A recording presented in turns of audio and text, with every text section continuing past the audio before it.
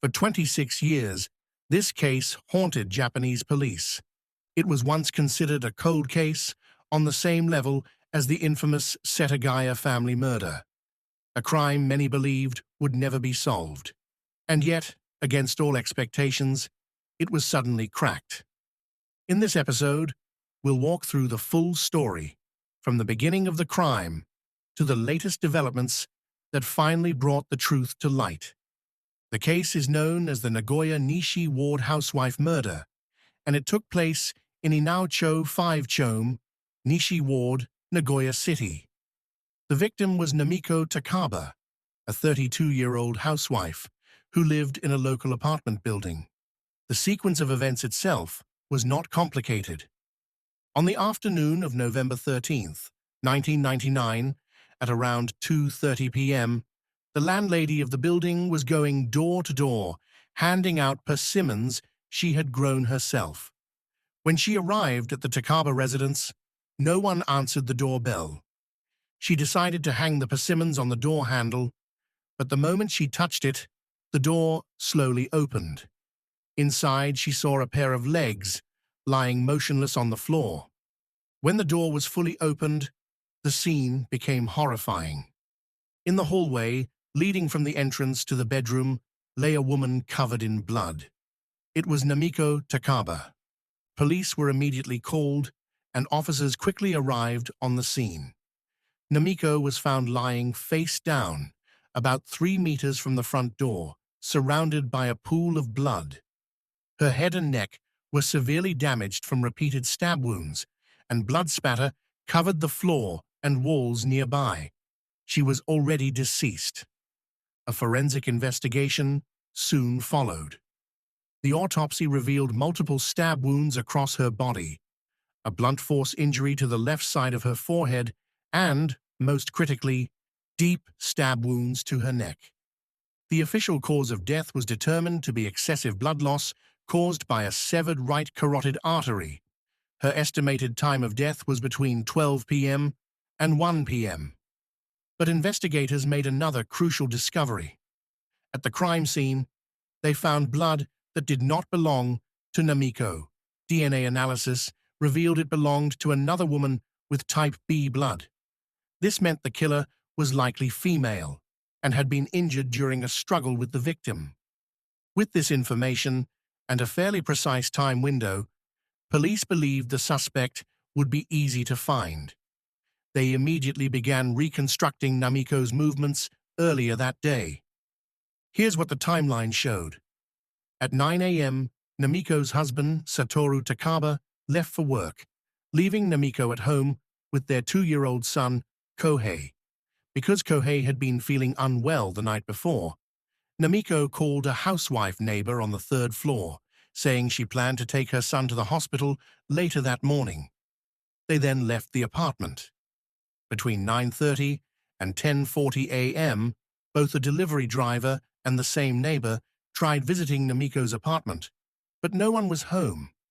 At 11 a.m., Namiko and Kohei were seen at a nearby pediatric clinic. After the appointment, at around 11:40 a.m., the two returned to their apartment building. Downstairs, Namiko briefly greeted a male resident who was washing his car. He personally watched her and her son enter the building. She appeared calm. No one was following her. But shortly after 12 p.m., something changed. A resident living on the 1st floor later reported hearing several loud crashing noises coming from the 2nd floor, where Namiko lived. A few minutes later, he heard someone running down the stairs.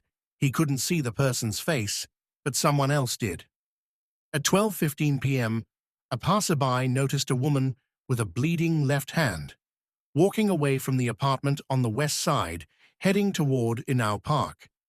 She was walking alone, muttering to herself, with blood visibly dripping from her wrist, making her extremely memorable.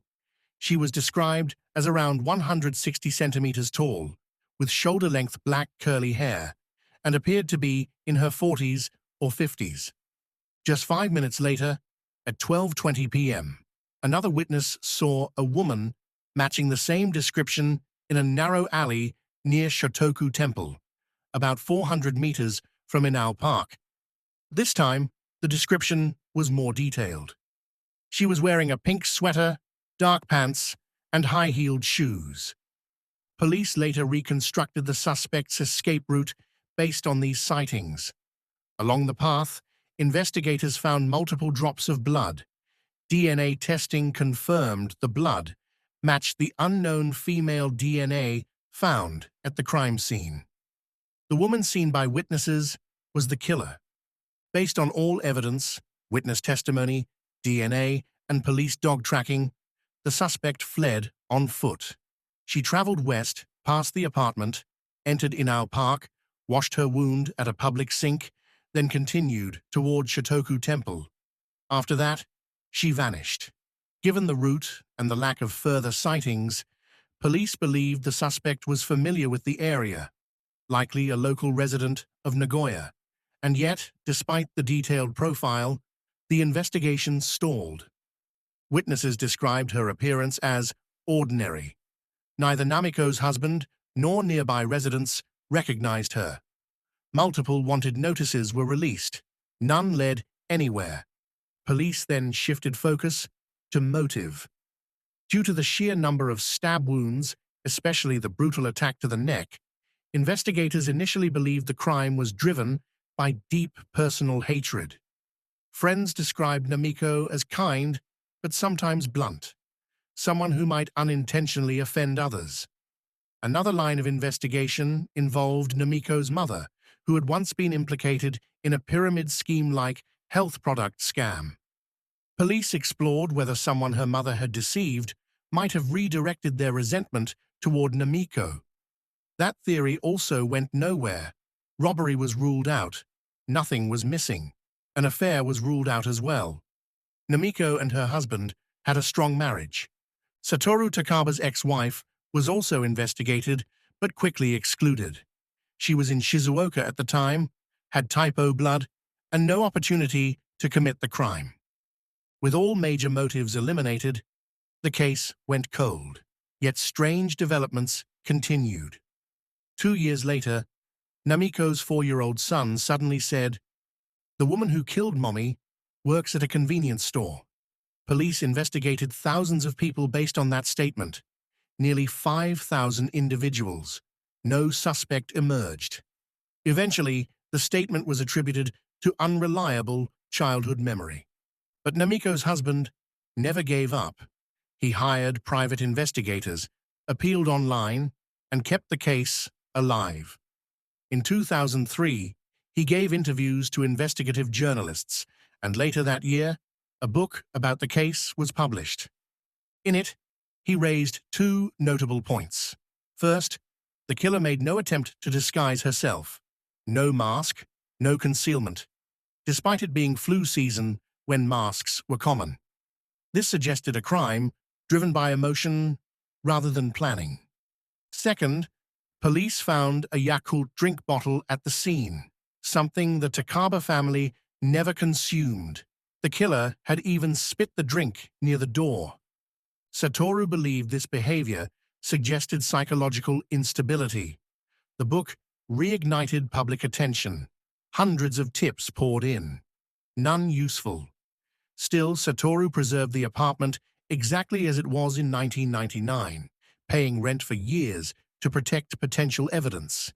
Even in 2016, he and his family were seen distributing flyers in shopping centers, asking for information. Then, in 2021, everything changed. A woman who had lived next door came forward with new testimony. She recalled seeing a woman, closely matching the suspect, talking with Namiko at her door around 8:10 a.m., roughly 1 week before the murder. The two didn't seem friendly. The woman had sharp eyes, wavy hair, and carried a silver briefcase. The neighbor had assumed she was a door-to-door salesperson. But when she greeted her, the woman glared back with clear hostility. The neighbor had reported this back in 1999, but police asked her to remain silent until 2021. Why remains unclear. Then, on October 31st, 2025, Nagoya police made a stunning announcement. After 26 years, the case was solved. The killer was identified as Kumiko Yasufuku, now 59 years old, 33 at the time of the crime. She had been questioned repeatedly over the past year and consistently refused DNA testing. Finally, in October, she agreed. Before results were even released, she voluntarily turned herself in. On October 31st, police confirmed her DNA perfectly matched the crime scene. The case was officially closed. The motive has not yet been publicly disclosed, but media investigations revealed a shocking truth. Kumiko Yasufuku was Satoru Takaba's high school classmate. She had once confessed her feelings to him back in high school, writing love letters and giving him chocolates. He never reciprocated. Their last contact was a class reunion, 1 year before the murder. Namiko had never even heard her name. What exactly drove Kumiko to kill remains unknown. But one thing is clear. This was not a random crime. It was a tragedy rooted in obsession, one that took 26 years to uncover. And when more information is released, we'll be here to follow every update.